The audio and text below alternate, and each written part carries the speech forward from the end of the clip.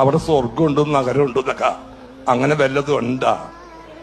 ഇന്നാളൊരു മൊല്ലാക്ക പറയണ്ടായിരുന്നു, സ്വർഗം എന്ന് വെച്ചിട്ടുണ്ടെങ്കിൽ പുഴകളാണത്രേ. ഒന്ന് തേനിന്റെ പുഴ, ഒന്ന് പാലിന്റെ പുഴ, ഒന്ന് മദ്യത്തിന്റെ. എന്ത് വൃത്തികേടായിരിക്കും പുഴയെ കൂടി പാലൊഴുകി വന്നത്. അതൊക്കെ നമ്മള് ഒരു കുപ്പിയിൽ വാങ്ങിക്കുമ്പോൾ അതിന്റെ സൗന്ദര്യമുള്ളൂ. അല്ല പുഴയെ കൂടി പാലൊഴുകി വന്നെ. പിന്നെ 18 കിലോമീറ്റർ ഉണ്ടാവും അത്ര ഒരു റൂം. എന്തിനാണ് നടന്ന് തൂറാനാ? അങ്ങനെ ഇവര് കണ്ടിട്ടില്ല, ഇവരാരും കണ്ടിട്ടില്ല. ഇതെന്താണെന്ന് അറിയില്ല. കേരളത്തിന്റെ ഹാസ്യ നടനായ ശ്രീ സലീം കുമാർ പറഞ്ഞത് എന്താണ്? ഒരു ഗ്ലാസ്സിലോ ഞങ്ങൾക്ക് മദ്യം കിട്ടിയെങ്കിൽ ഞങ്ങൾക്കത് കുടിക്കാമായിരുന്നു. പക്ഷേ കേരളത്തിലെ മൊല്ലാക്കന്മാര് പ്രസംഗിക്കുന്നത് മദ്യത്തിന്റെ പുഴകൾ ഒഴുകുന്നു സ്വർഗത്തിലെന്ന്. എന്തൊരു വൃത്തികേടായെന്ന് പറഞ്ഞിട്ട് സിനിമാ സ്റ്റൈലില് പൊട്ടിച്ചിരിക്കുന്ന സലീം കുമാർ. ശ്രീ സലീം കുമാർ ഒരു കാര്യം മനസ്സിലാക്കണം. ഇവിടെ അഭിനയത്തെ ജീവിച്ച് കാണിച്ചു കൊടുത്ത ആളുകൾ ഉണ്ടായിരുന്നു മുൻകാലങ്ങളിൽ. അവർ സിനിമയിൽ അഭിനയിക്കുമ്പോ പലരും പറഞ്ഞിട്ടുണ്ട്, അഭിനയമല്ല ഇത് ജീവിതമാണ് എന്ന്. നിങ്ങൾക്കൊക്കെ ജീവിതം തന്നെ ഒരു അഭിനയമായതുകൊണ്ട് നിങ്ങൾക്കൊക്കെ സിനിമാ ലോകത്തോടെ ഈ സമുദായത്തിന്, ഈ സമൂഹത്തിന്, കൗമാരക്കാർക്ക്, യുവാക്കൾക്ക് നൽകുന്ന സന്ദേശം എന്താണ്? എന്ത് നല്ല സന്ദേശമാണ് സിനിമ കൊടുത്തിട്ടുള്ളത്? ഏതെങ്കിലും ഒരു നല്ല സന്ദേശം സിനിമ ലോകത്തിന് സമ്മാനിച്ചിട്ടുണ്ടോ? ഏതെങ്കിലും ഒരു നല്ല സന്ദേശം ഏതെങ്കിലും സീരിയൽ കേരളത്തിന് അല്ലെങ്കിൽ മനുഷ്യർക്ക് സമൂഹത്തിന് സമ്മാനിച്ചിട്ടുണ്ടോ? ഇല്ല, ഒരിക്കലുമില്ല. നാഴികയ്ക്ക് 40 വട്ടം അള്ളാഹുവിന്റെ വിശുദ്ധ ഖുർആൻ പറയുന്ന ഓരോ ആയത്തുകളെ സ്മരിപ്പിച്ചുകൊണ്ട് ചെറുപ്പക്കാരെ മുഴുവനും നേരായ വഴിയിലേക്ക് കൊണ്ടുവരാൻ പണ്ഡിതന്മാര് ശ്രമിക്കുമ്പോ അവരൊക്കെ ഏതെങ്കിലും സാമ്പ്രദായിക മൊല്ലാക്കന്മാരാണെന്ന് ആക്ഷേപിച്ചുകൊണ്ട് ആരുടെയൊക്കെയോ കയ്യടി കിട്ടാൻ വേണ്ടിയിട്ട് അഭിനയം പോലും ജീവിതമാക്കിയിരുന്ന കലയെ പോലും കളഞ്ഞു കുളിച്ചുകൊണ്ട് ജീവിതം പോലും അഭിനയമാക്കി മാറ്റുന്ന അഭിനവ കാലഘട്ടത്തിന്റെ സിനിമാ നടന്മാര് തെറ്റായ സന്ദേശങ്ങളിലൂടെ കൗമാരക്കാരെയും യുവാക്കളെയും മുഴുവനും കള്ളിന്റെയും കഞ്ചാവിന്റെയും പെണ്ണിന്റെയും മതരാശിയുടെയും പിന്നാലെ കടത്തിക്കൊണ്ടുപോകുമ്പോൾ അരുത് എന്ന് പറയുന്ന ഇസ്ലാമിക പണ്ഡിതന്മാരും മറ്റു മതഭേദഭിക്ഷന്മാരും നിങ്ങൾ തെറ്റായ സന്ദേശങ്ങളാണ് ലോകത്തിന് കൊടുക്കുന്നത്. നിരീശ്വരവാദികളുടെ കൈയടി കിട്ടാൻ വേണ്ടിയിട്ട് ഇസ്ലാം മതവിശ്വാസികളുടെ നെഞ്ചകത്തേക്ക് നിങ്ങൾ പരിഹാസത്തിന്റെ, ഹാസ്യത്തിന്റെ കൂരമ്പുകൾ നിങ്ങൾ എറിഞ്ഞു കൊള്ളിപ്പിച്ചാൽ സമുദായം ഒരിക്കൽ പോലും നിങ്ങളോട് സഭ്യതയില്ലാത്ത വാക്ക് പറയാത്തത് കൃത്യമായി നിങ്ങൾ പറഞ്ഞതിന് വ്യക്തമായ മറുപടി അതേ പരിഹാസത്തോടെ പറയാത്തത് നിങ്ങൾ ആക്ഷേപിച്ച ആ പൂർണ്ണങ്ങളും അതുപോലെ തന്നെ കള്ളാറും തേനായും ഒക്കെ ഞങ്ങൾക്ക് കാത്തിരിക്കുന്നുണ്ട് എന്ന വിശ്വാസം കൊണ്ടാണ്. ഇത് മതത്തിന്റെ വിശ്വാസമാണ്. പിന്നെ ഞങ്ങൾക്കൊരു കാര്യമുള്ളത്, സലീം കുമാറിനെ പോലുള്ള ആളുകൾ എന്തുകൊണ്ടാണ് ഇത് വിശ്വസിക്കാത്തത്? അയാൾക്ക് ചിരി വരികയാണ്. ഒരുപാട് വിസ്തീർണമായ സ്വർഗത്തിൽ ഇത്രയും വലിയ റൂം ഉണ്ടോ എന്ന് ചോദിച്ചിട്ട് അയാൾ ചോദിക്കുന്ന ഒരു ചോദ്യം ഈ സദസ്സിൽ പറയാൻ കൊള്ളില്ല. അവർക്കൊക്കെ പറയാം. കാരണം എന്താ? പോത്തിനും തേറ്റവാഴ. നമുക്ക് പറയാൻ പറ്റൂല. സംസ്കാര സമ്പന്നർക്ക് പറയാൻ കഴിയില്ല. അയാൾ ചോദിക്കുന്നത് വിസ്തീർണമായ വിശാലമായ സ്വർഗത്തിൽ ഇങ്ങനെ വിശാലമായ റൂമുകളാണെങ്കിൽ അയാൾ ചോദിക്കുന്ന ഒരു ചോദ്യം നടന്നിട്ട് വിസർജിക്കാനാണോ എന്ന് ചോദിച്ചു വേറൊരു ഭാഷയിൽ അയാള് പരിഹാസത്തിന്റെ ചിരി പ്രകടിപ്പിച്ചത്. പക്ഷെ അതേ ഭാഷയിൽ മറുപടി കൊടുക്കാൻ ഞങ്ങൾ ആളല്ല. കാരണം ഞങ്ങൾ സംസ്കാര സമ്പന്നരാണ്, സംസ്കാരം ലോകത്തോട് വിളിച്ചു പറയുന്നവരാണ് എന്നുള്ളത് കൊണ്ടാണ്.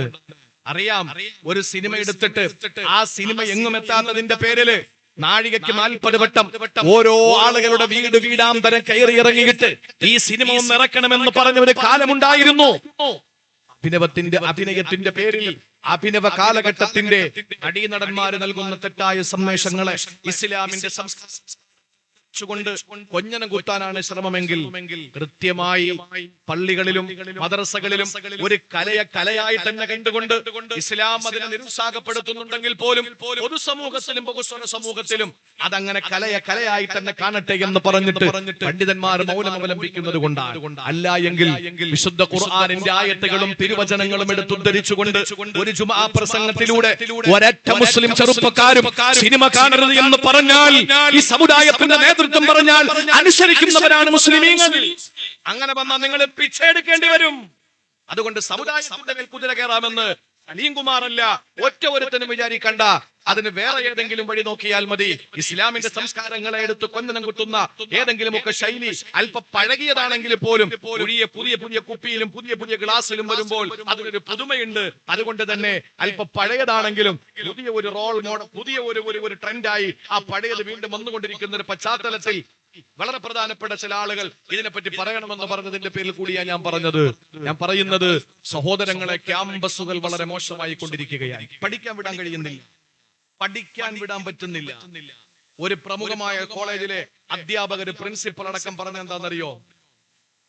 ഞാൻ പറഞ്ഞാൽ നിങ്ങളുടെ മക്കളുടെ ഭാവിയിൽ നിങ്ങൾക്ക് ആശങ്കയുണ്ടായി, പക്ഷെ പറയാതിരിക്കാൻ നിവർത്തിയില്ല. എന്താ പറഞ്ഞത് അധ്യാപകൻ? പ്രിൻസിപ്പൽ ചില ചെറുപ്പക്കാരോട് പറയാണ്, ഈ സ്കൂളിൽ ഞങ്ങളുടെ അധ്യാപകർ രാവിലെ വന്ന് ക്ലാസ്സുകൾ ഒരു ചെറിയ വിസിറ്റ് നടത്തുന്ന ഒരു പരിപാടിയുണ്ട്. ക്ലാസ് തുടങ്ങുന്നതിന് മുമ്പ് വരുമ്പോൾ, ദൈവമേ, ഞങ്ങൾ ഞങ്ങളുടെ ഭർത്താക്കന്മാരോട് പോലും വീട്ടിന്റെ റൂമിൽ അടച്ചിട്ട മുറിയിൽ ഇങ്ങനെയൊന്നും ചെയ്യാറില്ല. ഇനി വേറൊന്നും പറയണ്ടല്ലോ. കോളേജ് ക്യാമ്പസിൽ നടക്കുന്ന കാര്യങ്ങൾ എങ്ങനെ പേടിച്ചിട്ട് വിടും പ്രിയപ്പെട്ടവരെ? എങ്ങനെ മക്കളെ ഭാവി ഓർത്തിട്ട് വിടാതിരിക്കും? ഇതിന്റെ ഒക്കെ പിന്നിൽ കഞ്ചാവും MDMA-യും ചെറുപ്പക്കാര്. അപ്പൊ നമ്മൾ ചിന്തിക്കുന്ന എന്താ? ലോകം വല്ലാത്ത കോലത്തിലായി പോയി. ഒരേ ഒരു മകൻ, ഭർത്താവില്ല, പെൺമക്കളില്ല, വേറെ മക്കളില്ല. അതുകൊണ്ട് തന്നെ ആ മകനെ മതപഠനശാലയിൽ വിട്ടു. ഹിഫ്ള് പഠിക്കട്ടെ എന്ന് പറഞ്ഞു.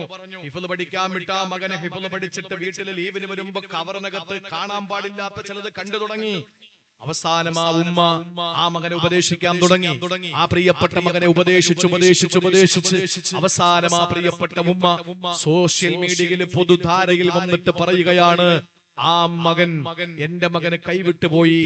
പൊട്ടിക്കരഞ്ഞിട്ട് ആ ഉമ്മ പറയാണ്, എന്റെ മോൻ ഒരാളല്ലേ ഉള്ളൂ, ഞാൻ മരിച്ചാൽ എന്റെ പ്രിയപ്പെട്ട മകൻ എനിക്ക് നിസ്കരിക്കുമല്ലോ, നെഞ്ചുപൊട്ടി ദ്വാരക്കുമല്ലോ എന്ന് ഞാൻ വിശ്വസിച്ചുകൊണ്ട് പഠിക്കാൻ വിട്ടതാണ് എന്റെ മകനെ. ആ മകൻ കഞ്ചാവിനിരയായി എന്ന് മാത്രമല്ല, രാത്രി എന്റെ മകൻ വീട്ടിലേക്ക് വരുന്നത് പാച്ചറയിലെയും പള്ളിച്ച വീട്ടുകാരെയും നിങ്ങളുടെ ഉമ്മമാരെ, നൊന്തു പെറ്റവരെ, പേറ്റുനോവിന്റെ വേദന അറിഞ്ഞവരെ, മുലപ്പാല് കൊടുത്തിട്ട് സൗന്ദര്യം മുഴുവനും 2 മാറിടപ്പിൽ നിന്ന് നുകർന്നു കൊടുത്തിട്ട് സൗന്ദര്യം മുഴുവനും തന്റെ മക്കളുടെ എനർജിക്ക് വേണ്ടി കൊടുത്ത ഉമ്മമാരെ, നിങ്ങളുടെ മക്കൾ രാത്രി വീട്ടിൽ വരുമ്പോ നിങ്ങൾക്ക് സന്തോഷമല്ലേ? പെട്ടെന്ന് വീട്ടിൽ വന്നല്ലോ, എന്റെ മോൻ വീട്ടിൽ കയറിയല്ലോ, ഇനി പേടിക്കാതെ കിടന്നുറങ്ങാമല്ലോ എന്ന് ചിന്തിച്ചിട്ട് ഓരോ ഉമ്മമാരും സന്തോഷം കൊള്ളുമ്പോൾ ആ ഉമ്മ പറയാണ്, മതപഠനശാലയിൽ വിട്ട എന്റെ പ്രിയപ്പെട്ട മകനെ ഹിഫ്ള് പഠിപ്പിക്കുമ്പോൾ ആ ഹിഫ്ള് പഠിപ്പിക്കാൻ വിട്ട എന്റെ പൊന്നുമോൻ രാത്രി വീട്ടിൽ വരുമ്പോൾ എനിക്ക് പേടിയാ. കാരണം എന്റെ മകൻ ഞാൻ ചിന്ത പോലും മറന്നിട്ട് എന്നെ പലപ്പോഴും കയറി പീഡിപ്പിച്ചിട്ടുണ്ട് എന്നൊരു ഉമ്മ നൊമ്പരത്തോടെ പറഞ്ഞത് സാക്ഷര കേരളത്തിലെ ദൈവത്തിന്റെ സ്വന്തം നാടെന്ന് വിളിക്കുന്ന സാധാരണ ലോകമായ ഈ കേരളത്തിൽ ആലോചിച്ചു നോക്കും. നിയമം ഇതിനു വേണ്ടിയിട്ട് അറിഞ്ഞോ അറിയാതെയോ ഒക്കെ ഒത്താശ ചെയ്ത് കൊടുക്കുന്നില്ലേ എന്ന് നിങ്ങളൊന്ന് ചിന്തിക്ക് വീട്ടിൽ പോയിട്ട്. എന്തേ ഇങ്ങനെയുള്ള ക്രിമിനലുകളെ പിടിച്ചകത്തിട്ടാൽ, ഇങ്ങനെയുള്ള കഞ്ചാവ് കേസിലെ ക്രിമിനലുകളെ പിടിച്ചകത്തിട്ടാൽ ഒരു നാട് നന്നാവൂലേ? ഇവനെയൊക്കെ വീണ്ടും ഇറക്കി കൊണ്ടുവരാൻ വേണ്ടിയിട്ട് എന്തിനാണ് വക്കീലുമാര് പോകുന്നത്? ഈ നാട് നശിച്ച് നാരായ കല്ലെടുത്തു കഞ്ചാവിന്റെ പേരില്. പ്പെട്ടവരെ നമ്മൾ മനസ്സിലാക്കേണ്ടത്, ഒരു നാടിന് ബറക്കത്തില്ലാതെയായി പോയി. അള്ളാഹു പറഞ്ഞത്, ഒരു നാട്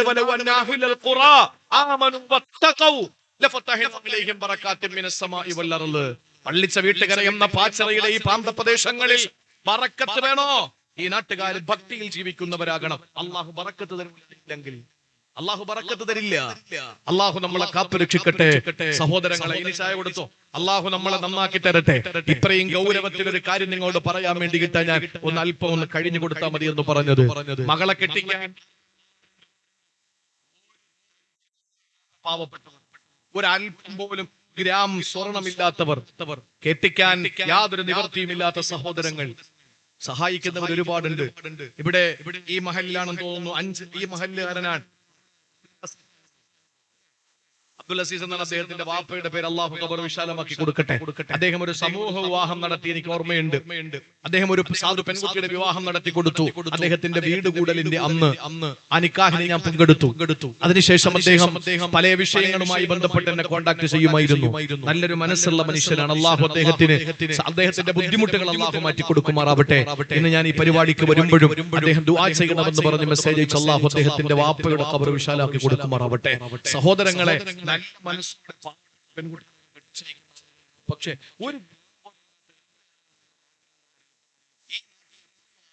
ഒരു ഗ്രാം സ്വർണം കല്യാണം കഴിപ്പിക്കാൻ കഴിയാത്തവരായി ഉണ്ടല്ലോ. അപ്പൊ എന്താ ചെയ്യേണ്ടത്? ഞങ്ങൾ വട്ടിപ്പലിശക്കാരന്റെ അടുത്ത് പോണോ, ബ്ലേഡ് കമ്പനിക്കാരന്റെ അടുത്ത് പോണോ, ലോൺ എടുക്കണോ ബാങ്കിൽ നിന്ന്? ഒന്നും വേണ്ട. നിങ്ങൾ നിങ്ങൾക്ക് വിശ്വാസം ഉണ്ടെങ്കിൽ മതി. വിശ്വാസം ഉണ്ടെങ്കിൽ മതി. അള്ളാഹുവിനെ സൂക്ഷിച്ചാൽ നിങ്ങൾ അള്ളാഹുവിനെ സൂക്ഷിച്ചാൽ എന്താ പടച്ചോൻ പറഞ്ഞതെന്നറിയോ? ആര് പടച്ചവനെ സൂക്ഷിക്കുന്നുണ്ടോ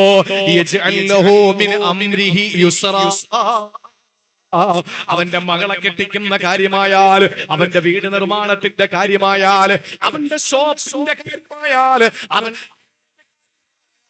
അല്ല പറയുന്നു മിൻ അംരിഹി യുസ്റ.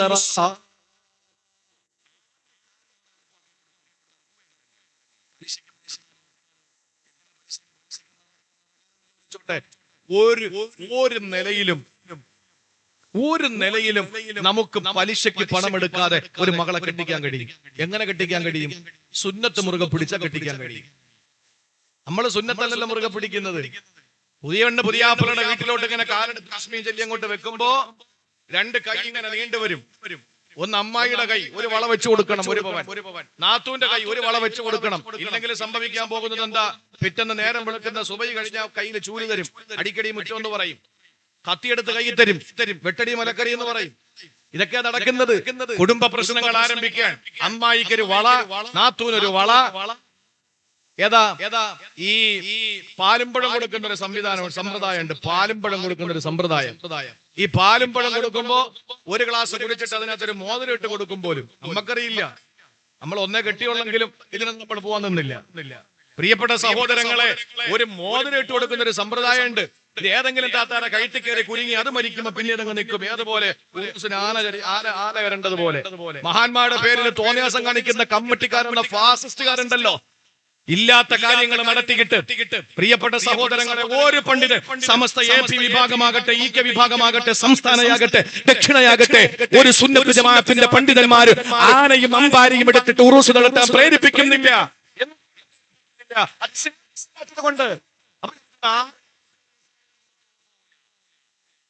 ഒരു കരിമ്പ് കച്ചവടം ചെയ്ത ഇസ്ലാമിന്റെ പുറത്തോ പോവൂല. ഒരു വർണ്ണമുള്ള ഏതെങ്കിലും ഒരു കൊണ ചൂടി എന്ന് വെച്ച് ഇസ്ലാമിന്റെ പുറത്തു പോവോ? ഇല്ല. ഒരു കരിമരുന്ന് കതിര പൊട്ടിച്ചെന്ന് പറഞ്ഞ് ഇസ്ലാമിന്റെ പുറത്തു പോവോ? ഇല്ല. പക്ഷേ ഇതെല്ലാം കൂടെ ഒരുമിച്ച് കൂടുമ്പോൾ ഒരു ആചാരമാകുമ്പോഴോ, ഒരു മണ്ണ് കുറച്ച് കൂടി മണ്ണെടുത്തിട്ട് തലയെ കൂടെ ഇട്ട ഒന്നും സംഭവിക്കാനില്ല. ഒരു കപ്പ് വെള്ളം ഇവിടെ തലയെ കൂടെ ഒഴിച്ചാൽ ഒന്നും സംഭവിക്കാനില്ല.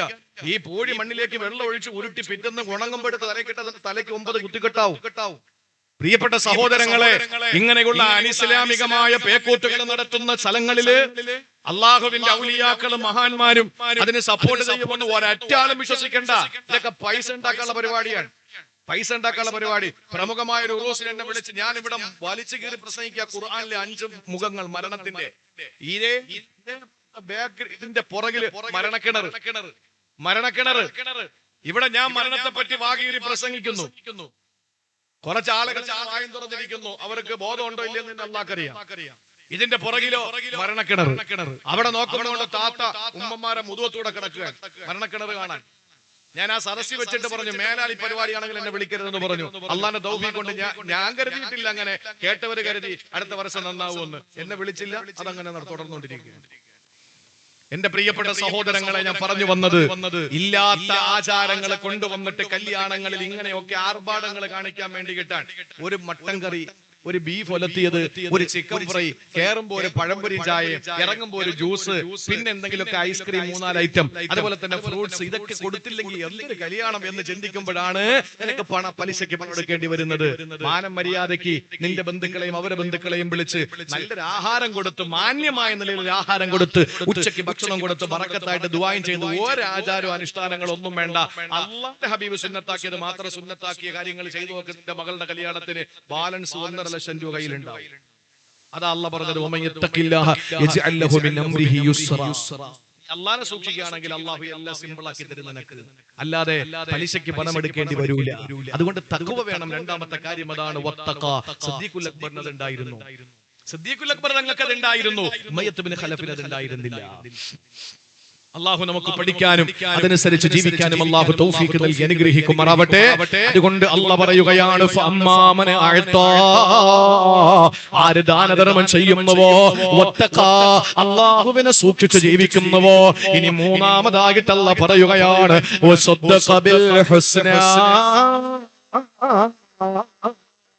ഏത് നല്ല കാര്യങ്ങൾക്ക് സപ്പോർട്ട് ചെയ്യണം.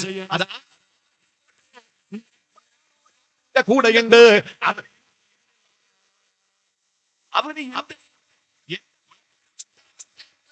അതൊന്നും നമ്മൾ നോക്കണ്ട. അവൻ ചെയ്യുന്നത് നന്മയാണോ, സപ്പോർട്ട്, കട്ട സപ്പോർട്ട്. പ്രിയപ്പെട്ടവരെ, ഒരാളൊരു നന്മ ചെയ്യുമ്പോ അതിന് സപ്പോർട്ട് ചെയ്യാൻ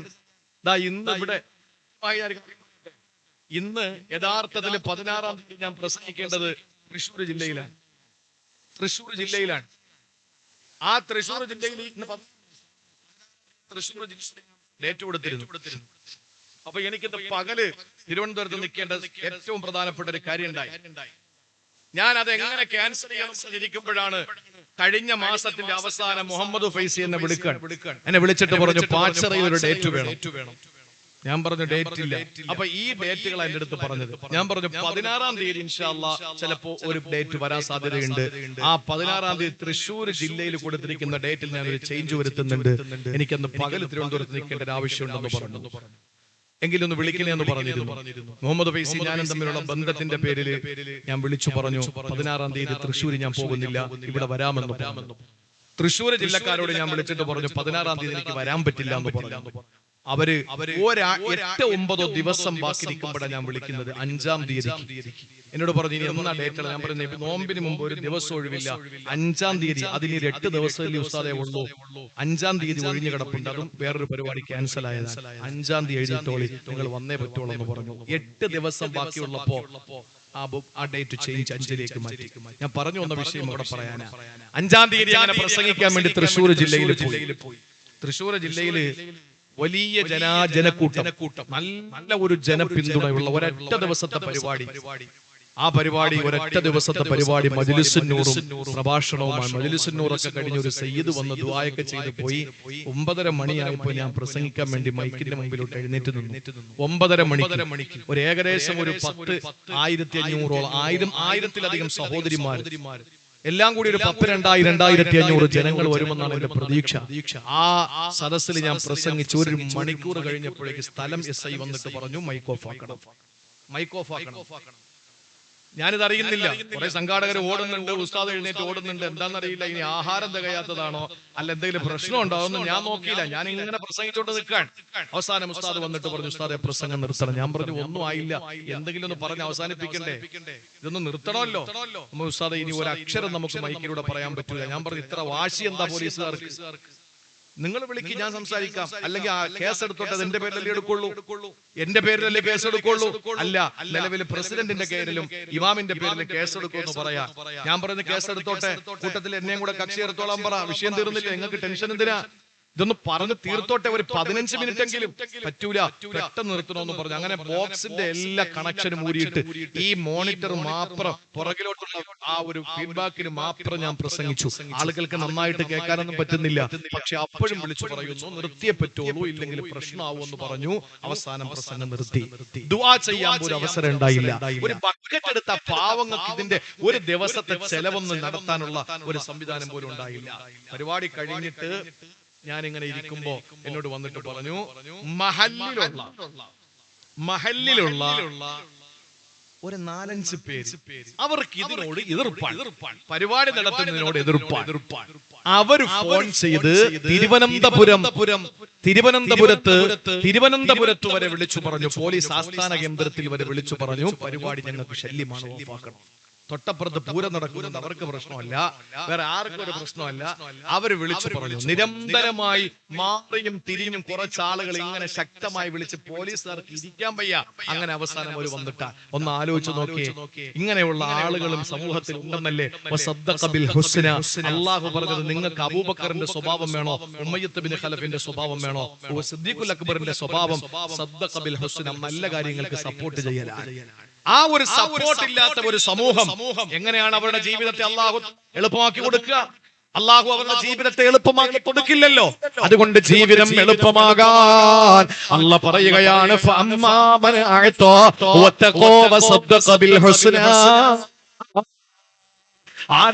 തഖ്വയോടെ ജീവിക്കുന്നത് ആരാണോ, ഭക്തിയോടെ ജീവിക്കുന്നത് ആരാണോ, ദാനധർമ്മങ്ങൾ ചെയ്യുന്നത്, ആരാണോ നല്ല കാര്യങ്ങൾക്ക് പരിപൂർണ സപ്പോർട്ട് കൊടുക്കുന്നത്, അല്ലാഹ് പറയുകയാണ്,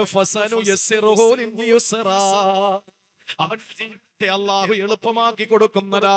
അള്ളാഹു അവന്റെ ജീവിതത്തെ വളരെ കൃത്യമായി എളുപ്പമാക്കി അള്ളാഹ് കൊടുക്കുന്നതാ.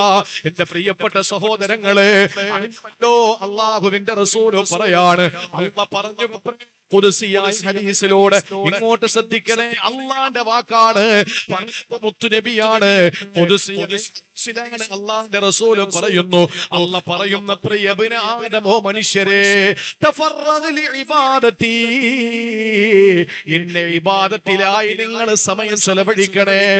അമൽ അംലഉ സദ്റക ഗിനൻ വഅസുദ്ദു ഫഖറക, നിങ്ങൾക്ക് വാരിക്കോരി തരാ, ഞാൻ പൂട്ടിക്കൊള്ളാ.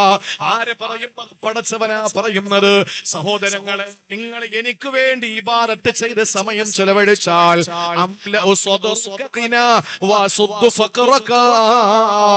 നിങ്ങളുടെ സമ്പത്തിനെ അല്ലാഹു നിങ്ങളുടെ മനസ്സിൽ സമ്പന്നമാക്കിയിട്ട് ആവശ്യത്തിന് സമ്പത്ത് നിങ്ങൾക്ക് തന്ന് ദാരിദ്ര്യത്തെ അല്ലാഹ് അടയ്ക്കുന്നതാണ്.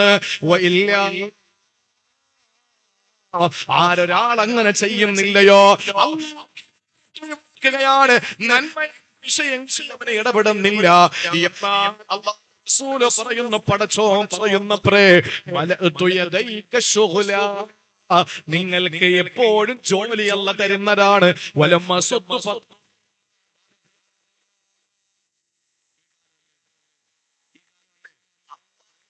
സമയം മാറ്റി വെച്ചാൽ അള്ളാഹ് തരുന്നത് എന്താ? സമ്പത്ത് ആവശ്യമുള്ള തരും, ദാരിദ്ര്യം മാറ്റി തരും. അള്ളാഹ് ഇബാദത്ത് ഒഴിവാക്കിയാലോ, നന്മയായ കാര്യത്തിൽ നിന്ന് മാറി നിന്നാലോ, അള്ളാഹു പറയുകയാണ്, മലഅതു യദൈക ശുഗ്ല, നിന്റെ 2 കൈ നിറച്ച് ജോലി അള്ളാഹ് തരും. ജോലി ഒരു ഫ്രീ ടൈം നിനക്ക് കിട്ടൂല, എപ്പോഴും നീ ജോലി ആയിരിക്കും. പക്ഷേ അതുകൊണ്ട് എന്തെങ്കിലും ഗുണമുണ്ടോ? വലം അസദ്ദു ഫഖറക, നിന്റെ ദാരിദ്ര്യത്തെ അല്ലാഹു മാറ്റി തരികയുമില്ല. അതുകൊണ്ട് പ്രിയപ്പെട്ട സഹോദരങ്ങളെ, നല്ല കാര്യങ്ങൾക്ക് സപ്പോർട്ട് ചെയ്യണം. ഒന്നുകൂടി ഞാൻ എന്റെ പ്രിയപ്പെട്ട സഹോദരങ്ങളോട് ഉണർത്തുകയാണ്, അബൂബക്കർ സിദ്ദീഖ് തങ്ങളും ഉമയ്യത്ത് ബിൻ ഖലഫും രണ്ടാണെന്ന് അറിയിക്കാൻ വേണ്ടി അള്ളാഹു ആണയിട്ടത് രാവും പകലും പോലെ, ആണും പെണ്ണും പോലെ. അള്ളാഹു പറഞ്ഞു, അബൂബക്കറും സിദ്ദീഖും റളിയല്ലാഹു അൻഹു ഉമയ്യത്ത് ബിൻ ഖലഫും പോലെ നിങ്ങളുടെ പ്രവർത്തനങ്ങളും വിഭിന്നമാണ്, നന്മയും തിന്മയും. നന്മയായ 3 പ്രവർത്തനങ്ങൾ അള്ളാഹ് പറഞ്ഞു. 1, ദാനധർമ്മം ചെയ്യുക. 2, നിങ്ങൾ അള്ളാഹുവിനെ സൂക്ഷിച്ച് ജീവിക്കുക. 3, നല്ല വിഷയങ്ങളിൽ നിങ്ങളുടെ സപ്പോർട്ട് ഉണ്ടാവുക. എന്നാൽ നിങ്ങളുടെ ജീവിതത്തെ അല്ലാഹു തആല എളുപ്പമാക്കി തരും. ഇനി നേരെ തിരിച്ച്, ഇത് സിദ്ദീഖുൽ അക്ബറിന്റെ ഉദാഹരണം. ഇനി നേരെ മറിച്ച് അല്ലാഹ് പറയുകയാണ്,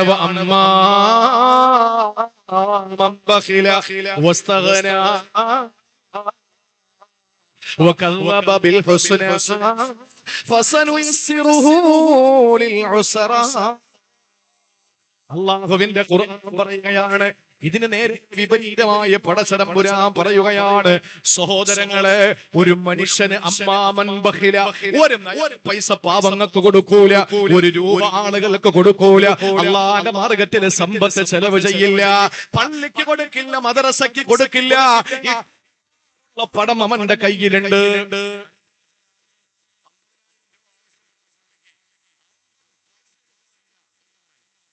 അന്ന് രാത്രി നോട്ട് നിരോധിക്കത്തെ മറ്റൊരാള്.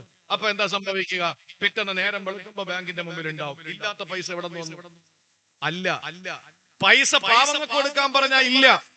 എന്നാൽ ആ നാട്ടിലെ ഏതെങ്കിലും ഒരു വലിയ കച്ചവട സ്ഥാപനം പൊട്ടട്ടെ, അപ്പോഴാണ് പറയുന്നത് അളിയാ എന്റെ 2 കോടി അതിനകത്ത് ഉണ്ടായിരുന്നു. ഈ മനുഷ്യന്റെ മുഴുവൻ മനുഷ്യന്റെ കയ്യിലും പൈസ ഉണ്ട്. പക്ഷേ അത് നല്ല കാര്യങ്ങൾക്ക് ചെലവ് ചെയ്യാനുള്ള മനസ്സില്ല. അത് ഉമയ്യത്ത് ബിൻ ഖലഫിന്റെ ശൈലിയാണ്. ഉമയ്യത്ത് ബിൻ ഖലഫിന്റെ ശൈലിയാണ്. അള്ളാഹ് ജീവിതത്തെ കുടുസാക്കി കളയും. ദാനധർമ്മങ്ങൾ ചെയ്യുന്നതിന് മടിയെന്തിനാ പ്രിയപ്പെട്ടവരെ? കൊടുക്കണം, നമ്മൾ കൊടുക്കണം. ഞാൻ പല വേദികളിലും പറഞ്ഞു, ഈ വിഷയമായതുകൊണ്ട് എനിക്കറിയാതെ എന്റെ നാവിലേക്ക് വരികയാണ്. എന്റെ നാട്ടിലെ ഒരു കളക്ഷനുമായി ബന്ധപ്പെട്ട് ഒരു പാവപ്പെട്ട സഹോദരന് കരള് മാറ്റിവെക്കുന്നതുമായി കളക്ഷൻ നടക്കുന്നതിനിടയിൽ എന്റെ പള്ളിയിൽ ഞാൻ ഇരിക്കുമ്പോ 2 ആഴ്ചക്ക് മുമ്പ് ഒരു വെള്ളിയാഴ്ച ഞാൻ ഒരു ലൈവ് ഇട്ടു. ആ ലൈവിൽ ഞാൻ പറഞ്ഞു, ഒരു പാവപ്പെട്ട സഹോദരനെ കരള് മാറ്റി വെക്കാൻ വേണ്ടിയിട്ട് ഇങ്ങനെ കുറച്ച് സാമ്പത്തിക സ്വരൂപണം നടക്കുകയാണ്, ഒന്നും ആയിട്ടില്ല, നിങ്ങളൊക്കെ കഴിയുന്നവരെ സഹായിക്കണമെന്ന് പറഞ്ഞാൽ ലൈവിൽ പറഞ്ഞ് ഞാൻ പള്ളിയിൽ കയറി തിരിച്ചിറങ്ങുമ്പോഴേക്ക് എന്റെ മഹലിലെ ഒരു സഹോദരി, ആ സഹോദരി എന്നോട് പറഞ്ഞു, ഉസ്താദെ ലൈവ് കണ്ടിട്ട് ഞാൻ പെട്ടെന്ന് ഒരുങ്ങി ഇവിടെ വന്നപ്പോഴേക്ക് നിങ്ങൾ ജുമയ്ക്ക് കയറി, ഞാൻ കാത്തു നിന്നു. എന്റെ കയ്യിൽ ആ സഹോദരന് കൊടുക്കാൻ ഒന്നുമില്ല. പക്ഷെ ഈ കെട്ട് താലിമാല ഇത് നിങ്ങൾക്ക് തരികയാണ്, അതങ്ങ് പുറത്തേക്ക്.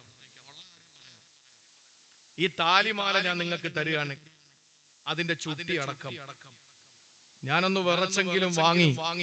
എന്റെ കൂടെ ഉള്ളവർ നെടുമങ്ങാട് ഒരു ജുവല്ലറിയിൽ ഇറങ്ങിയിട്ട് എത്രയാണ് തൂക്കമെന്ന് നോക്കുമ്പോ 13 ഗ്രാം ഉണ്ട്. 3 ഗ്രാം കുറവ് 2 പവന്.